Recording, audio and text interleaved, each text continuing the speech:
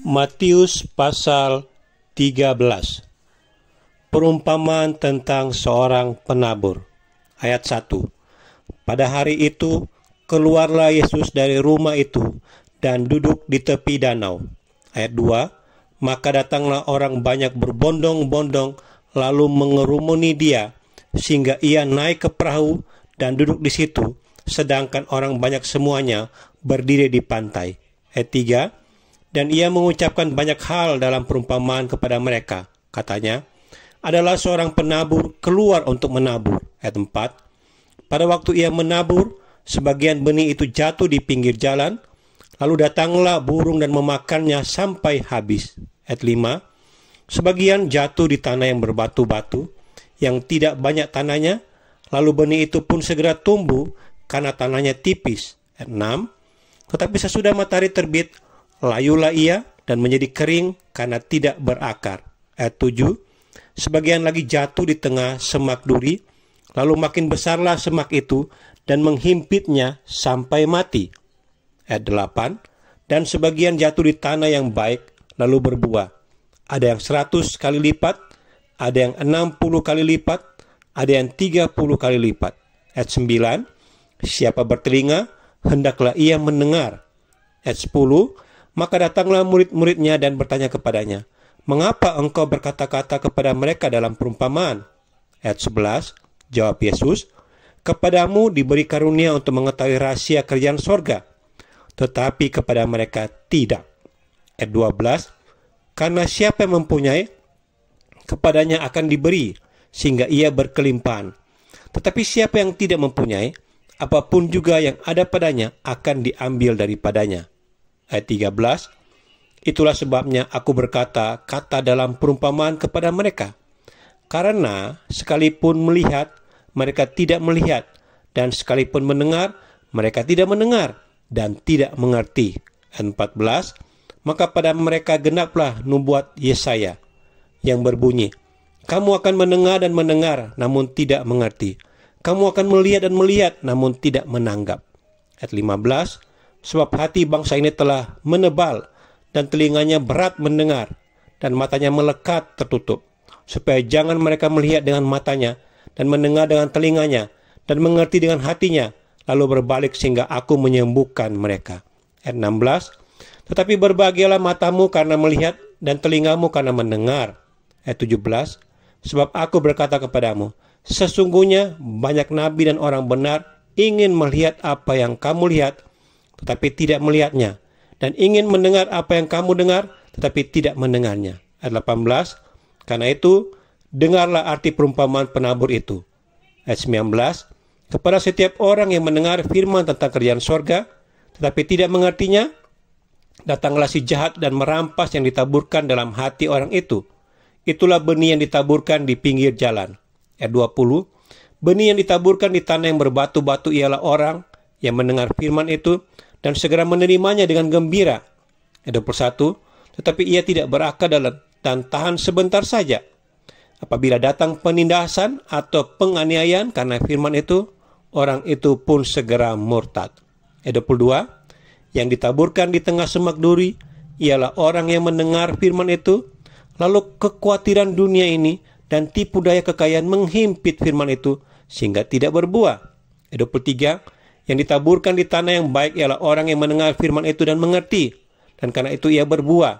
Ada yang 100 kali lipat, ada yang 60 kali lipat, ada yang 30 kali lipat.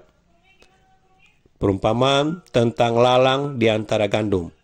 Ayat 24. Yesus membentangkan suatu perumpamaan lain lagi kepada mereka. Katanya, hal kerajaan sorga itu seumpama orang yang menaburkan benih yang baik di ladangnya.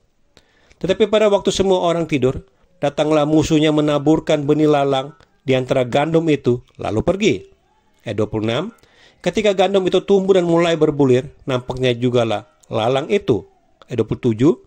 Maka datanglah hamba-hamba tuan ladang itu kepadanya dan berkata, Tuan, bukankah benih baik yang Tuan taburkan di ladang Tuan?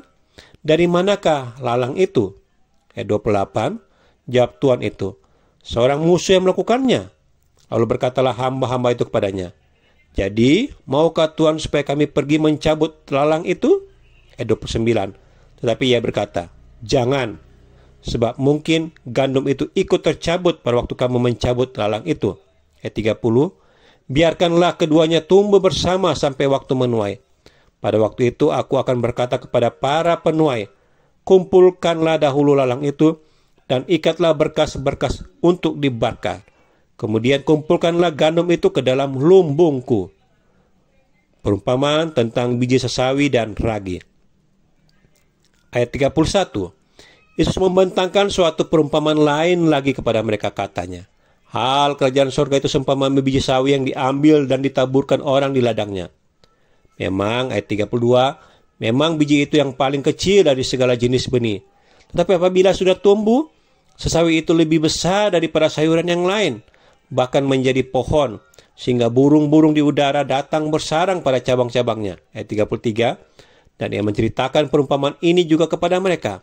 Hal kerajaan surga itu seumpama ragi yang diambil seorang perempuan dan diadukan ke dalam tepung terigu 3 sukat sampai khamir seluruhnya.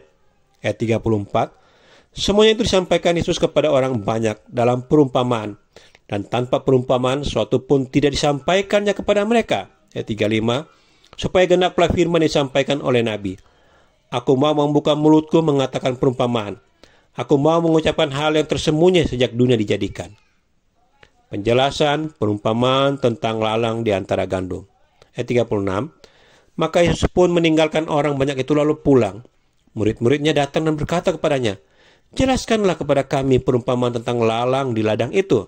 Ayat 37, ia menjawab katanya, "Orang yang menaburkan benih baik ialah anak manusia." Ayat 38, ladang ialah dunia. Benih yang baik itu anak-anak kerajaan, dan lalang anak-anak si jahat.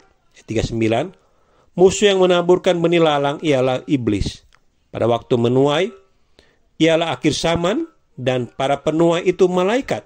Ayat 40, maka seperti lalang itu dikumpulkan dan dibakar dalam api, demikian juga pada akhir zaman. Ayat 41, anak manusia akan menyuruh malaikat-malaikatnya, dan mereka akan mengumpulkan segala sesuatu yang menyesatkan, dan semua orang yang melakukan kejahatan dari dalam kerajaannya. Ayat 42, semuanya akan dicampakkan ke dalam dapur api.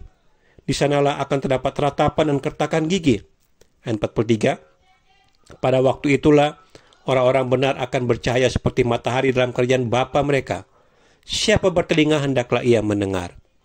Perumpamaan tentang harta terpendam dan mutiara yang berharga. Ayat 44, hal kerajaan surga itu seumpama harta yang terpendam di ladang yang ditemukan orang, lalu dipendamkannya lagi. Oleh sebab sukacitanya, pergilah ia menjual seluruh miliknya, lalu membeli ladang itu. Ayat 45, demikian pula hal kerajaan surga itu seumpama seorang pedagang yang mencari mutiara yang indah. Ayat 46, setelah ditemukannya mutiara yang sangat berharga, ia pun pergi menjual seluruh miliknya, lalu membeli mutiara itu. Perumpamaan tentang pukat. Ayat 47, demikianlah pula hal kerajaan surga itu seumpama pukat yang dilabuhkan di laut, lalu mengumpulkan berbagai-bagai jenis ikan. Ayat 48, setelah penuh, pukat itu pun diseret orang ke pantai, lalu duduklah mereka dan mengumpulkan ikan yang baik ke dalam pasu, dan ikan yang tidak baik mereka buang. Ayat 49, demikianlah juga pada akhir zaman. Malaikat-malaikat akan datang memisahkan orang jahat dari orang benar. Ayat 50, lalu mencampakkan orang jahat ke dalam dapur api. Di sanalah akan terdapat ratapan dan kertakan gigi. Ayat 51, mengertikah kamu semuanya itu? Mereka menjawab, ya, kami mengerti. Ayat 52, maka berkata Yesus kepada mereka, karena itu setiap ahli Taurat yang menerima pelajaran dari hal kerajaan surga itu, seumpama tuan rumah yang mengeluarkan harta yang baru dan yang lama dari perbendaharanya. Yesus ditolak di Nazaret. Ayat 53, setelah Yesus selesai menceritakan perumpamaan-perumpamaan itu, ia pun pergi dari situ. Setibanya di tempat asalnya, Yesus mengajar orang-orang di situ, di rumah ibadat mereka. Maka takjublah mereka dan berkata, dari mana diperolehnya hikmat itu dan kuasa untuk mengadakan mujizat-mujizat itu? Ayat 55, bukankah ia ini anak tukang kayu? Bukankah ibunya bernama Maria dan saudara-saudaranya Yakobus, Yusuf, Simon, dan Yudas? Ayat 56, dan bukankah saudara-saudaranya perempuan semuanya ada bersama kita? Jadi, dari mana diperolehnya semuanya itu? Ayat 57, lalu mereka kecewa dan menolak dia. Maka Yesus berkata kepada mereka, seorang nabi dihormati di mana-mana, kecuali di tempat asalnya sendiri dan di rumahnya.